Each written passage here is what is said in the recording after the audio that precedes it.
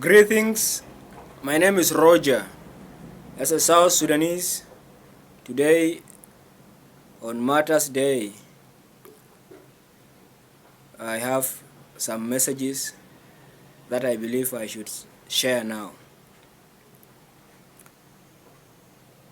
They are not arranged in any format, but I will talk on some of the things that I witnessed, and it is good to share history, oral history, as things keep on changing. We never know when things may not be possible at some points in the future. So those who may find these stories relevant and may benefit them, may we do that for the glory of God, thanking our struggles and our people who came all the way in the journeys that we have had. On 30th of July, and let me be specific, it was on the 1st of August, that was a Monday in July 2005, that we as pupils of St. Joseph's Primary School were informed. We were told to go home. So there was an incident whereby information were coming differently, that a plane had crashed, Dr. Garang had died, and Juba was in panic. That morning we quickly came back home, and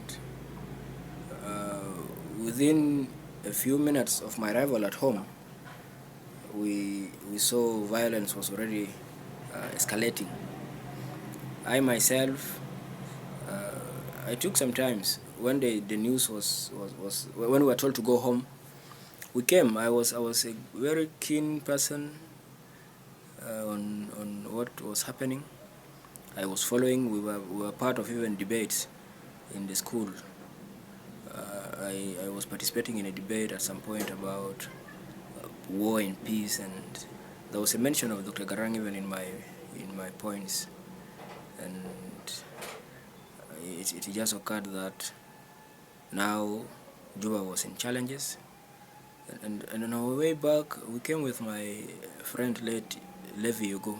We had bicycles. He had a bicycle like mine, and we came together. We passed by my mother, who at that point I briefly left the house where she was at, and I was staying with my uncle just nearby, Hainim and Nimbersalata.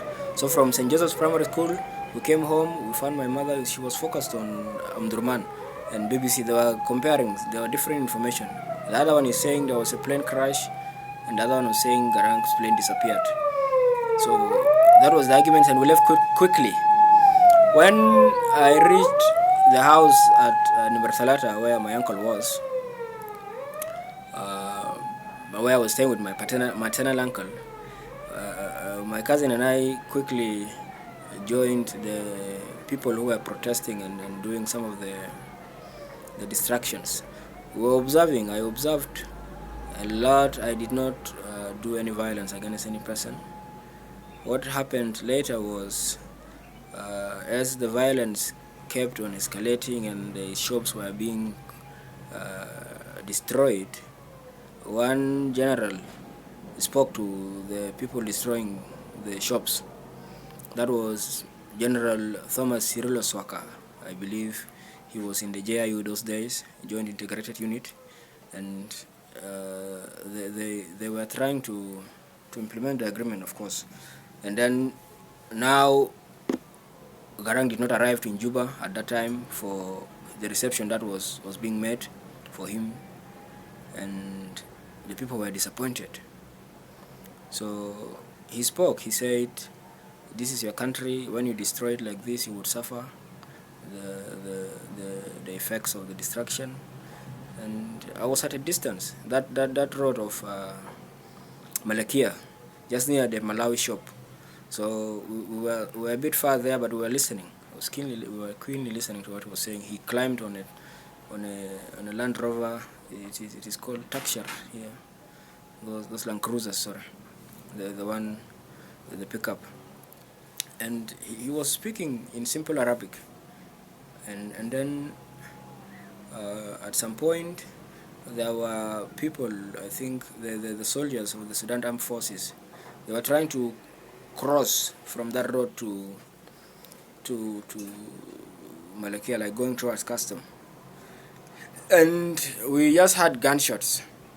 I thought they were shooting in the air. That's what even we were told later. They were shooting in the air so that they would be allowed, or they could scare the people who were trying to block them or who had blocked the road.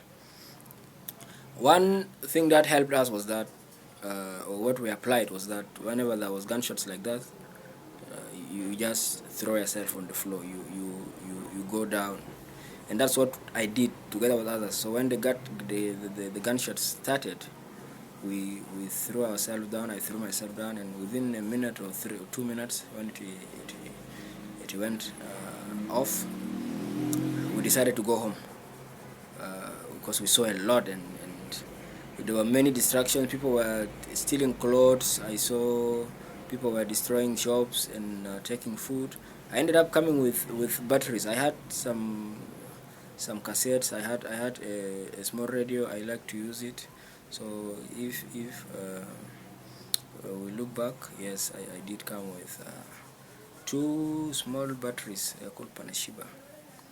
That was a temptation for me to involve myself in such a thing. And then we had stories of people were killed, people were burned, and the more was in Khartoum, much more than in Juba. Then the days went on very quickly. Juba became very hungry, shops were destroyed, people started now thinking of food, where to buy food. Food became a bit expensive. Sometimes we had to look for sugar at a very far distance, all the way from Murthalata. Sometimes we had to go towards MTC or somewhere at Haimalakal. That was very far to find sugar for tea. And some shops would just open up and then close very quickly. And the threats of violence kept on rising. يعني في خوف، ناس بخاف في شنو بحصل. And then في أخبار بنتابع كان we were following the news. We were following even interviews when at that time Rebecca Nyandeng Garang Dimabior, the current vice president, and the son of Garang also Mabior, Garang Dimabior, and then they had an uncle who was with them, and then also there was a daughter of Garang and others. I think there were 3. Those who were interviewed on the SSTV. And we monitored that. We were really feeling the pain they were going through as a family that has lost a father, and also one advice I remember was that the brother of Garang was mentioning the challenges with air flights, with aeroplanes. He said he was keen at telling Garang those days. He kept on telling Garang that flights are very dangerous, that Garang would be better off going by land, and that is stuck in my head. I was 14, but I was remembering that a lot. That planes could be dangerous, but then what would be the solution? That was his wisdom as an elder, as somebody who understood his issues in that manner. And we can see in the present moment how even things can be dangerous flying. There was a plane that disappeared the other year, I think 2014 or 15, and it is even hard to see that up to now things are not clear for some of us to know what happened to that plane. So we believe in God, those of us, and things can be dangerous, but we have to look at what is safe, what is safety. I also followed when the Requiem Mass, or could be called a prayer for his burial, was done at the All Saints Cathedral, Kenisa Mobile here, just about a few kilometers from here. So there I arrived also in my bicycle, and just a 14-year-old curious about his country, what transition is going on. Was trying to pray. I did not even pray. I arrived a bit late, but I saw the people. I saw the presidents, the president of the republic those days, Omar Ahmed Hassan al-Bashir was there, and then president of the government of Southern Sudan. He was also the first vice president of the republic, Salva Kiir Mayardit, was also there. And then within a short time of my arrival and the speeches, I think people had to leave. And when they were leaving, now taking the dead body for burial, the convoy was so big. The cars are many, and they were going a bit slowly. I also took my route through where I came from, the other side of Nimrasalata. Then I also used, I think, Haimayo Road, inside there through Haigem also, and I arrived at Buluk. I was able to monitor the convoy. It was going a bit slowly, and it was a moment of pain, because for people like us, we were asking ourselves, I was asking myself, what would Garang come and tell us? We heard about him, we were seeing him in the TV, we were reading about him on the news, and he was the person who was bringing freedom to us. That's what we believed. When he would arrive and the peace agreement is signed, things were going to change. So what would his speech be for us, people who were in Juba? I was really waiting to hear, and then God took him before that. And it was really painful. I could not even accept that immediately. I was thinking a lot.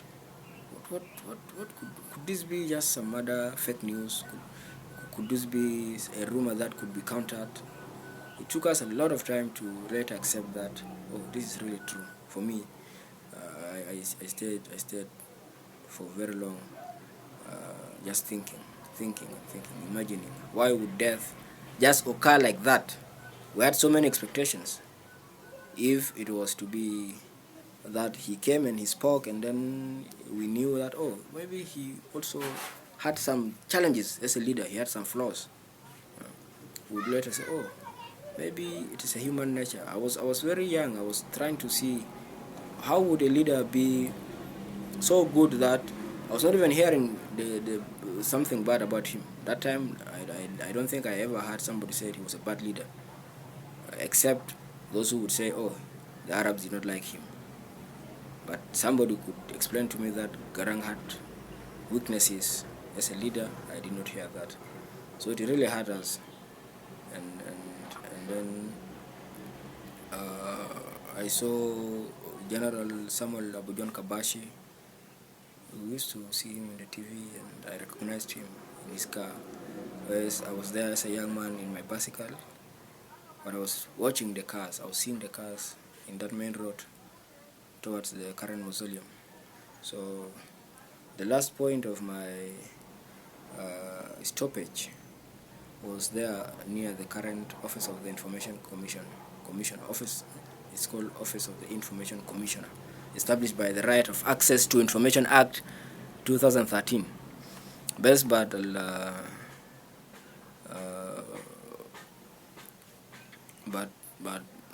mahalta polisia ده في شارع هناك قبل ما توصل في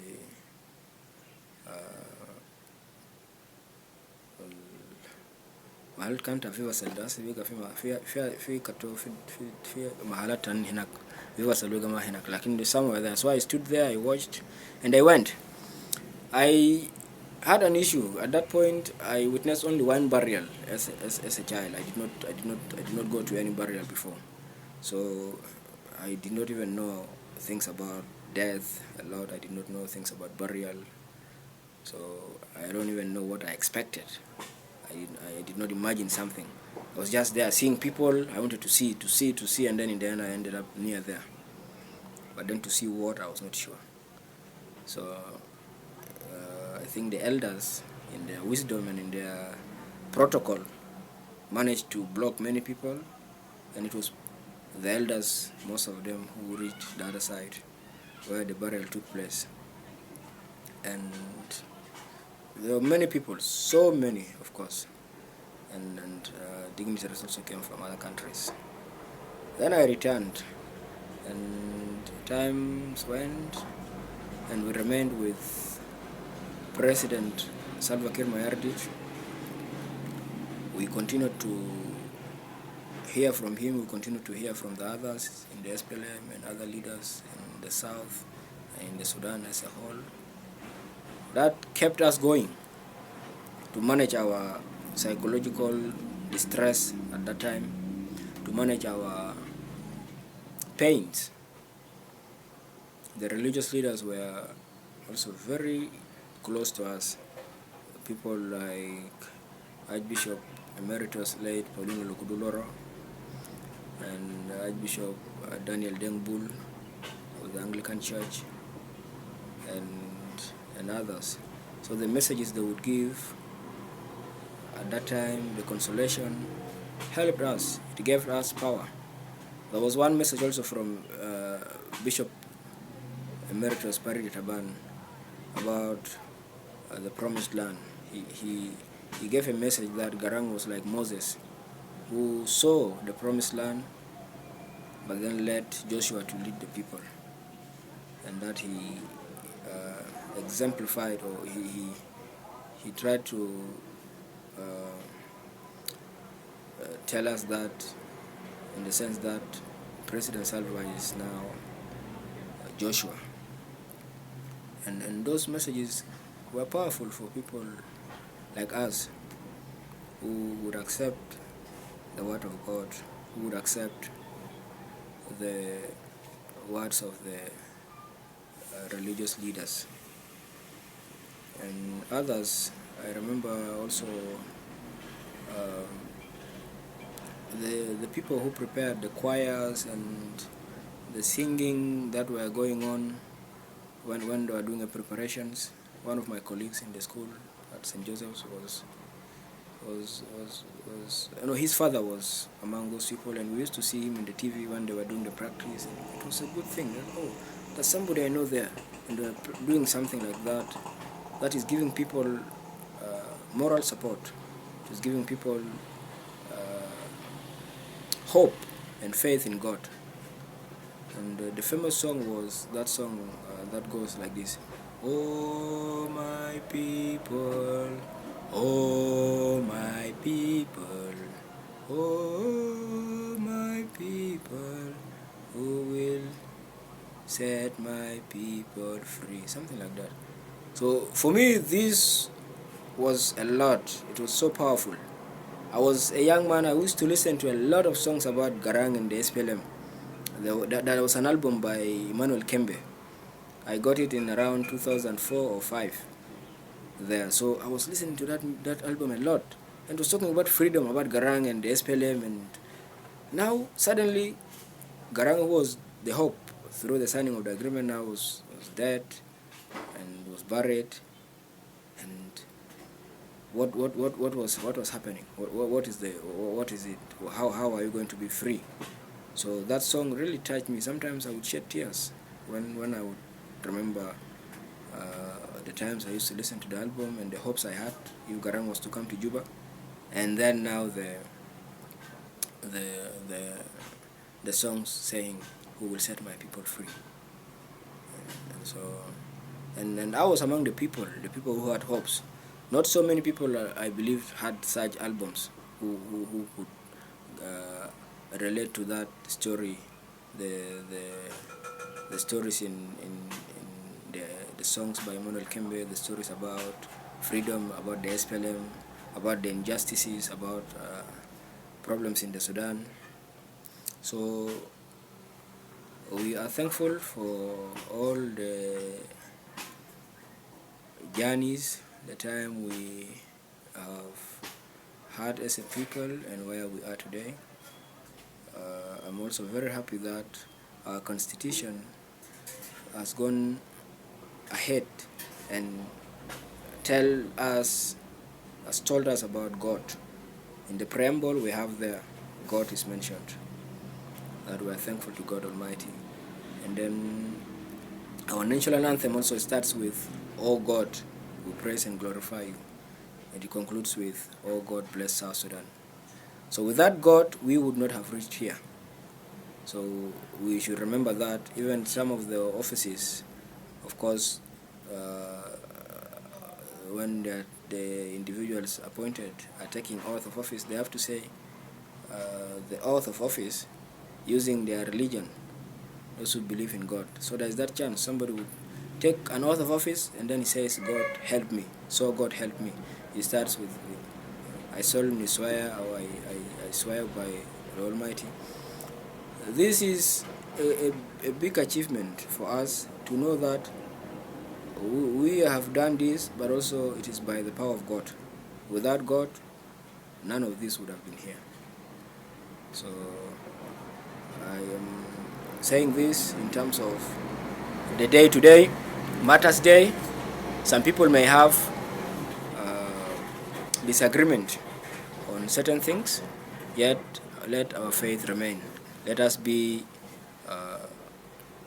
people who believe that God will continue to be with us and to take us to the right direction. Every time we have a challenge, He shall be there to raise us up, shall be there to uplift us based on our faith in Him. So may this Martyrs Day remind us of all the struggles that we went through and the purposes for them.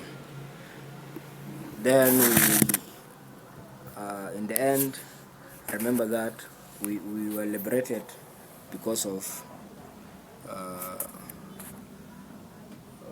those achievements and those problems that existed. There would not be need for liberation if there was no problem.